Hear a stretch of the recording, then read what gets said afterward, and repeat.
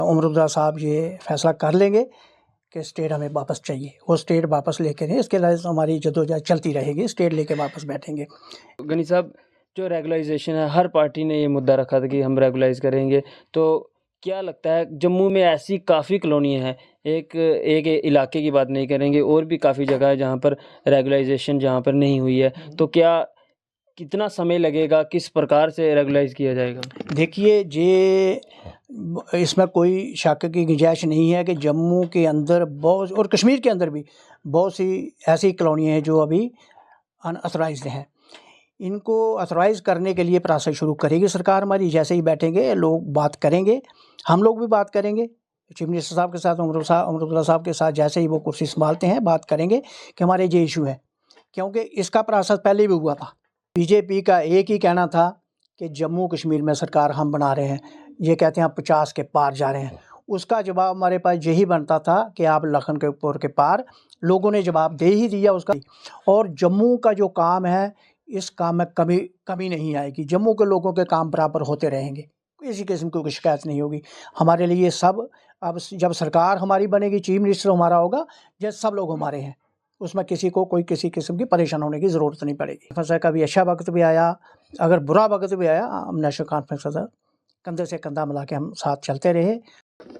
अदाब, आप देख रहे हैं द वर्क न्यूज़ और मैं हूं आपके साथ मोहम्मद शिराज। आज की खास मुलाकात में हमारे साथ बातचीत करने के लिए मौजूद है नेशनल कॉन्फ्रेंस के ओबीसी सेल के जो चेयरमैन है अब्दुल गनी तेली जी। सर, वेलकम हमारे चैनल पर। शुक्रिया, मेहरबानी। गनी साहब, बात करेंगे जम्मू कश्मीर के जो इलेक्शन हुए हैं उसमें एनसी जो अपनी सरकार बनाने जा रही है, तो आपसे पहले करेंगे आपके बारे में बात की। कई साल हो गए आपके जो आपको एनसी के साथ चलते हुए, और एनसी पार्टी में भी कुछ मुश्किलात आई, आपके साथ भी शायद कुछ मुश्किलात आई होंगी। आपको इतने अरसे हो गए हैं, आपने फिर भी एनसी का जो दामन है वो नहीं छोड़ा।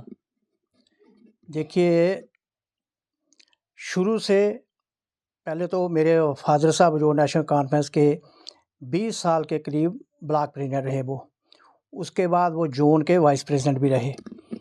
तो शुरू से हमारा एक ही पार्टी हमने रखी, दल बदलू वाला सिलसिला हमने किया नहीं, एक पार्टी नेशनल कॉन्फ्रेंस के नाम चलते रहे।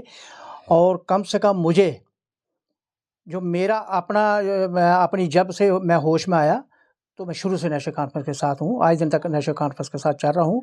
और बड़ा अच्छा मुझे नेशनल कॉन्फ्रेंस, फारूक अब्दुल्ला साहब, उमर अब्दुल्ला साहब, बाकी तमाम जो नेशनल कॉन्फ्रेंस के लीडर मुझे वो बहुत इज़्ज़त देते हैं, क्योंकि हमने ना तो दल बदलू का कोई सिलसिला किया, रहे नेशनल कॉन्फ्रेंस में। नेशनल कॉन्फ्रेंस का कभी अच्छा वक्त भी आया, अगर बुरा वक्त भी आया, हम नेशनल कॉन्फ्रेंस के साथ कंधे से कंधा मिला के हम साथ चलते रहे, और आज भी नेशनल कॉन्फ्रेंस के साथ हम चल रहे हैं। गनी साहब, आपकी सरकार बनने जा रही है, तो आप भी एक सीनियर लीडर है, आप भी जम्मू के, तो लोगों के जो काम है, क्या आपकी सरकार बनने के बाद आप खुद भी ग्राउंड ज़ीरो पर, मतलब आपको पता है कि क्या क्या काम है लोगों के, आप भी अपने एरिया के लोगों के, अपनी बरादरी के लोगों के काम कराओगे? बिल्कुल, हम जैसे पहले लोगों के साथ हैं और आज भी हम उसी तरह लोगों के साथ जुड़ के रहेंगे। लोग, क्योंकि अगर लोग हमारे साथ हैं तो हम हैं, अगर लोग ही हमारे साथ नहीं, फिर हम क्या हैं। इसलिए हमारा जो नेशनल कॉन्फ्रेंस का एक मंशूर में जो नेशनल कॉन्फ्रेंस ने अपने मैनिफेस्टो में जो रखा था, उसके मुताबिक लोगों के काम होंगे, किसी भी काम में कोई कमी नहीं आएगी। हर लिहाज से लोगों के काम करते रहेंगे। वक़्त अच्छा बुरा आता रहता है, हम वक़्त का मुकाबला करते रहेंगे, और साथ नेशनल कॉन्फ्रेंस के जो भी लोगों के आम मसले मसाइल होंगे, उनके साथ हम जुड़े रहेंगे, काम करते रहेंगे लोगों के।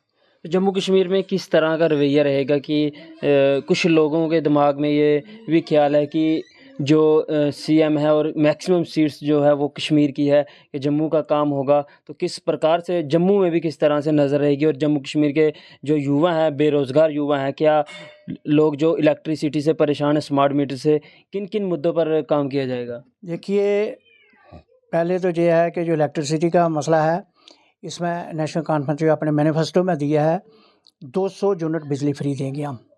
उसके बाद जो होगा उसका किराया चलेगा, वो लोगों से लेंगे, मगर 200 यूनिट बिजली हर एक को फ्री करेंगे, वो फ्री में लोग चलाएँगे। जब तक रहा मसला नौजवानों का, उसके लिए हमारा जो अपने उसमें मैनिफेस्टो में जो निकाला था, हम 3 महीने के अंदर नेशनल कॉन्फ्रेंस के जो मैनिफेस्टो में है, मंशूर में जो है, 3 महीने के अंदर हम कम से कम 1 लाख नौकरियाँ देने जा रहे हैं नेशनल कॉन्फ्रेंस। ये वादा है लोगों के साथ, और छोटे मोटे जो भी लोगों के मसले हैं वो नेशनल कॉन्फ्रेंस हर एक के साथ जुड़ के चलेगी और हर एक का मसला हल करने की पूरी कोशिश करेगी। गनी साहब, जम्मू की बात करेंगे तो जम्मू में चाहे नेशनल कॉन्फ्रेंस हो चाहे कांग्रेस पार्टी हो तो काफ़ी कमज़ोर दिखी। क्या लगता है, क्या गलतियाँ रह गई, किन वजहों से जम्मू से भी जो सीटें हासिल नहीं हुई हैं? देखिए, असल में जम्मू से हम लड़े सिर्फ 4 ही सीटों पे, बाकी कांग्रेस के साथ हमारा अलायंस था। कांग्रेस ने वो वहाँ से लड़ी, वो कोई मेरे ख्याल से नहीं जीत पाए। उसका तो कांग्रेस ही जवाब दे सकती है। हमारे लोग जो थे उन्होंने डट के काम किया।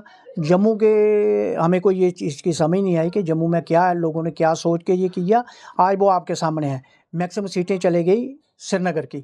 और जम्मू का जो काम है, इस काम में कमी नहीं आएगी। जम्मू के लोगों के काम बराबर होते रहेंगे, किसी किस्म की कोई शिकायत नहीं होगी। हमारे लिए सब, अब जब सरकार हमारी बनेगी, चीफ मिनिस्टर हमारा होगा, जैसे सब लोग हमारे हैं, उसमें किसी को कोई किसी किस्म की परेशान होने की ज़रूरत नहीं पड़ेगी।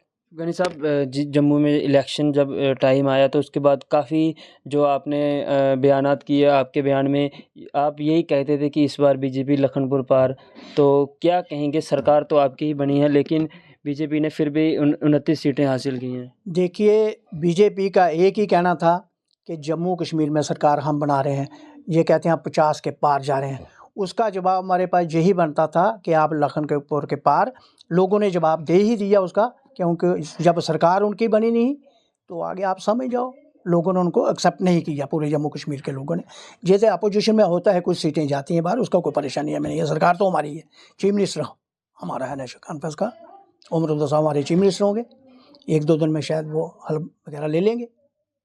तो गनी साहब, आप यहाँ पे के रहने वाले हैं, बहू कॉन्स्टिट्यूंसी के, तो यहाँ पे लोगों के काफ़ी मसले मसाइल हैं, चाहे बात हो रेगुलाइजेशन की, चाहे बात हो बिजली पानी की, तो जो और भी काफ़ी मुद्दे हैं। तो क्या आप खुद भी साथ मिलकर अपने जो आपके पार्टी के सीएम होंगे उनके साथ मिलके और सबके साथ मिलके क्या काम करेंगे? बिल्कुल, जो लोगों की ख्वाहिशात हैं उन पर नेशनल कॉन्फ्रेंस बिल्कुल पूरा उतरने की कोशिश करेगी, और लोगों के काम है वो हम करते रहेंगे। लोगों के काम ज़रूर होंगे, किसी को कोई परेशान होने की कोई ज़रूरत नहीं है। हर एक आदमी का काम होगा मुनासिब, जिस तरह से एक रूल के मुताबिक लोगों के काम होंगे, किसी को परेशान होने की ज़रूरत नहीं है। साहब, आपसे जानना चाहेंगे, जो 10 सालों के बाद इलेक्शन हुई है, अब जम्मू कश्मीर में सीएम जम्मू कश्मीर को मिलेगा, लेकिन जो एलजी है, एलजी भी तो है लेकिन जम्मू कश्मीर ये यूटी बन चुकी है। तो क्या कहना चाहेंगे, 10 सालों के बाद यहाँ पे इलेक्शन हुई है?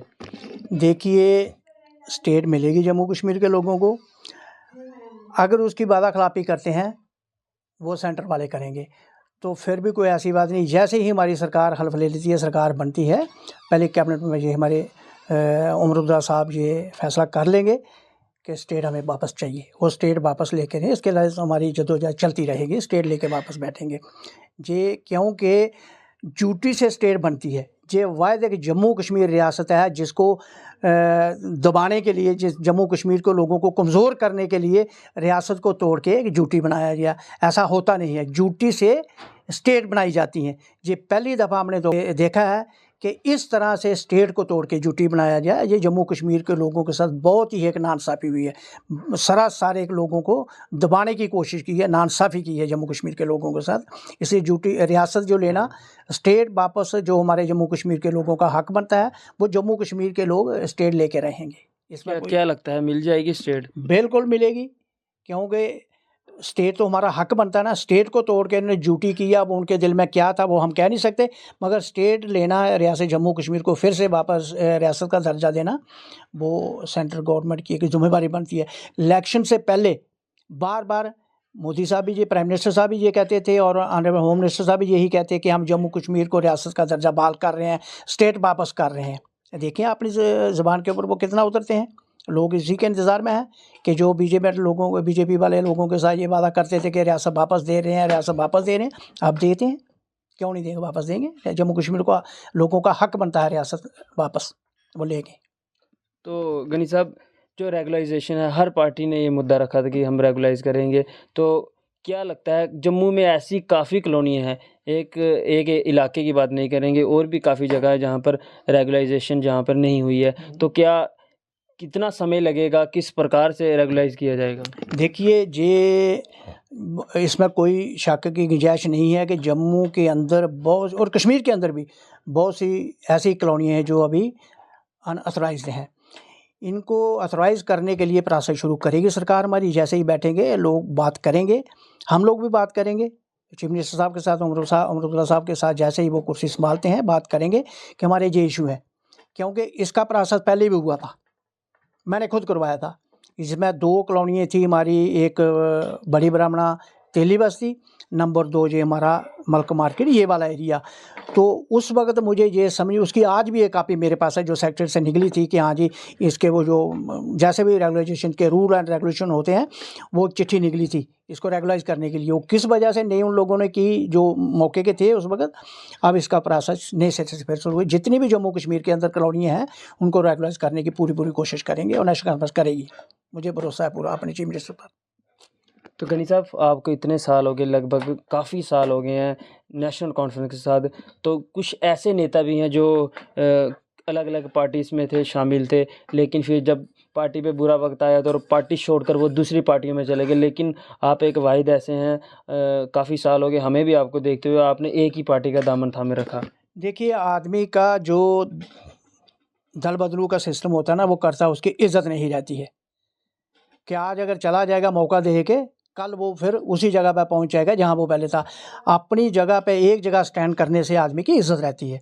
हमें बहुत ही उस चीज़ का मेरे अपने दिल में मुझे फ़ख्र है कि मुझे नेशनल कॉन्फ्रेंस में फ़ारूक अब्दुल्ला साहब, उमर अब्दुल्ला साहब और हर आदमी जो है मुझे एक मतलब ईमानदारी के हिसाब से जो लोग मुझे जानते हैं कि वाहिद एक ऐसा आदमी जिसने 40 साल से पहले मेरे फादर साहब ने नेशनल कॉन्फ्रेंस के साथ अपनी पूरी ज़िंदगी गुजारी और आज तकरीबन 38 से 40 साल तक का मैं इस वक्त मेरा है जो कि मैं नेशनल कॉन्फ्रेंस के साथ बराबर चल रहा हूँ और मेरा जीना और मरना वो नेशनल कॉन्फ्रेंस के साथ है। जनाब डॉक्टर फ़ारूक अब्दुल्ला साहब जो हमारे चीफ मिनिस्टर रहे हैं पहले, तो जनाब उमर अब्दुल्ला साहब भी हमारे चीफ मिनिस्टर हैं, फिर से नए सिरे से नया हल्फ लेंगे। जीना मरना मेरा एक ही जगह नेशनल कॉन्फ्रेंस के साथ है, उसी में मेरी इज़्ज़त है, उसी में मैं जो जिस तरह से शुरू से लोगों के काम करता आ रहा हूँ और आगे भी इसी तरह लोगों के काम मैं करता रहूँगा। गनी साहब, अगर पार्टी की तरफ से आपको कुछ मैंडेट मिलता है, कुछ ओहदा मिलता है, तो आप लोग क्या अपनी जो आपकी बिरादरी है उनके लिए हो या अपने एरिया के लोगों के लिए क्या काम करोगे आप? देखिए, अगर मेरी पार्टी मुझे कोई भी मकाम मुझे देती है, इस तरह से तो मैं इस वक्त ओबीसी का जम्मू सूबे का चेयरमैन हूँ। इसके अलावा मुझे कोई ऐसी पार्टी मुझे और ज़िम्मेवारी जो देगी, मैं उस ज़िम्मेवारी को कबूल करके, और क्या जम्मू के हूँ या कश्मीर के हूँ, मैं हर एक आदमी का काम करूँगा। मेरे दिल में कोई ऐसी बात नहीं होगी। मेरे सामने मैं ओबीसी कैटेगरी से तल्क रखता हूँ, मैं हर एक का काम करूँगा, चाहे वो किसी मज़हब से हो, किसी कौम से हो, मेरे लिए वो सब बराबर। मैं हर एक का काम करूँगा, उसमें कोई शक की गुंजाइश किसी को भी नहीं होनी चाहिए। चलिए, शुक्रिया बातचीत करने के लिए। मेहरबानी, शुक्रिया। तो ये थे हमारे साथ नेशनल कॉन्फ्रेंस के ओबीसी सेल के चेयरमैन अब्दुल गनी तेली जी। बखूबी आप लोग इनको जानते होंगे। जम्मू कश्मीर का कोई भी इलाका हो, हर इलाके में जहाँ पे नेशनल कॉन्फ्रेंस की कोई भी प्रोग्राम हो, ये वहाँ पर पहुँचते हैं और इनको लगभग 30 से 40 साल हो गए नेशनल कॉन्फ्रेंस के साथ। और इनके जो वालिद साहब है वो भी स्टार्टिंग से नेशनल कॉन्फ्रेंस के साथ थे। तो आप लोगों ने इनका सुना, इन्होंने क्या कहा, तो आप भी अपनी राय कमेंट बॉक्स में ज़रूर रखें। तब तक के लिए देखते रहें द वर्क न्यूज़।